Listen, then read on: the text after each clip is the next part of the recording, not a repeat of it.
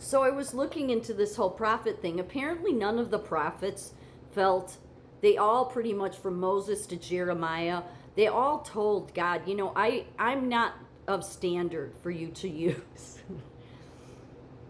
Yeah, I can understand that. So most of them thought, no, God, you need to go find somebody of more caliber, of more wealth, of more nobleness. A ton of people would say Moses was from an elite family. Well, that's because he was adopted, but he was targeted early on. The thing is, the prophets, they're targeted before they even know that God's going to use them as prophets. That says everything to me right there, because of the crap that I've had happen to me. Now I'm just kind of putting it together because see, my thought is, God, you would never use somebody like me. It would be the noble people. It would be the wealthy people. Those are the people everybody's going to look to. But the one thing I have to say about God is God will always do it the opposite of what mankind expects. He does. He's good that way. He's good that way at keeping you on your toes. Like, while everybody fights about, I brought up the chosen people stuff, all this and that. Because that's why, you got this group going after that group, and this group saying, no, we're the ones that are most important. And, you have all these people doing this stuff.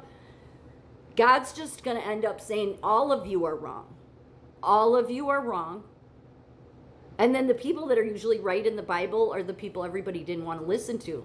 Like, the prophet I can relate to the most is poor Jeremiah. Weeping Jeremiah. I mean, the frustration of Jeremiah. But the system, targets. Here, listen. Let AI tell you. Yes, the Bible contains many accounts of prophets and leaders who faced intense opposition, surveillance, or direct targeting from those in power or from groups who oppose their message. Here are several notable examples. Prophets targeted by authorities. Elijah. After he defeated the prophets of Baal, Queen Jezebel sent a messenger to Elijah threatening to kill him within 24 hours. He was forced to flee into the wilderness and hide in a cave to escape her reach. Jeremiah, often called the weeping prophet, he faced constant targeting for his political and spiritual warnings.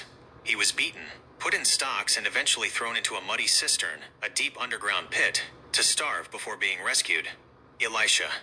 At one point, the king of Aram sent a great army with horses and chariots to surround the city of Dothan, specifically to capture Elisha, because the prophet was revealing the king's secret military plans to the Israelites. Leaders and hidden believers, Obadiah's hidden prophets. During a period of intense institutional purging, a royal official named Obadiah, who remained secretly faithful, hid 100 prophets in 2 separate caves and smuggled bread and water to them to keep them alive while the government was actively hunting them. Daniel. High-ranking officials who were jealous of Daniel's influence manipulated the legal system to create a new law specifically designed to trap him. When he continued his private practices, they used that legal violation to have him cast into the lion's den. Comparison of tactics. Prophet. Primary opponent. Method of targeting. Elijah. Queen Jezebel. Death threats and pursuit. Jeremiah. The court/priests. Imprisonment and physical assault. Daniel. Government peers. Legal entrapment and lawfare. Amos. Amaziah. Priest. False reports to the king. And banishment. The recurring theme in these stories is often the lone voice speaking out against a dominant or corrupt structure, leading to various forms of retaliation. Yes, So, that pretty much fits the bill for my life. It does. It does. You don't have to believe that. Everybody can go follow. That's why these prophets all over the internet, the ones that have all these followers, or whether it's Julie Green or Kim Clement, it's like, I don't know. I don't think so. Because when they get, just like Charlie Kirk, if they're able to get that kind of following, then you have to step back and say, wait a minute, who is running this world? The Prince of Darkness. So what the Prince of Darkness knows is who the ones that are the real prophets, even before they know they're prophets, and starts going after them early to break them.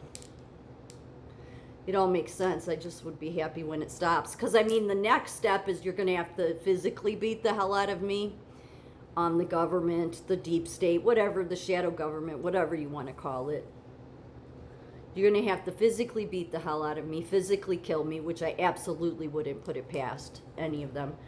Or you'll have to put me in debt prison, if that's still a thing. I'm sure that they'll put it back into law just so that they can put me in prison. You know, because that's the way they've been targeting me, is with all this, the debt slave system. You know, it's not like all of the prophets were wealthy. I don't think any of the prophets were wealthy. You could say maybe David was being, you know, groomed. But again, God didn't want any kings, okay? That's what I keep going to. The other thing I keep going to is God is about his kingdom. His kingdom was when there was no America, no Israel, no special people, no chosen people. God's kingdom was prior to the original sin, because he wasn't happy when the original sin happened, because then it's, oh, we're on to the redemption work. So when I talk about God's kingdom, I'm talking about prior to the original sin. It's just those things nobody wants to focus on, but for whatever reason, God keeps putting that on my heart. So I'm not going to run around and tell everybody I know dates and times and I can tell you the future. I just can tell you this. I do God's will, and I may look like the last person that should be doing it, especially with my mouth, right? But in this hard, cold world, sometimes you need people that will say it like it is without a filter. And that doesn't make you, what this world would say is that is not a presentable woman. No, but it's an honest one. And sometimes honesty has to be that way, because otherwise people won't hear.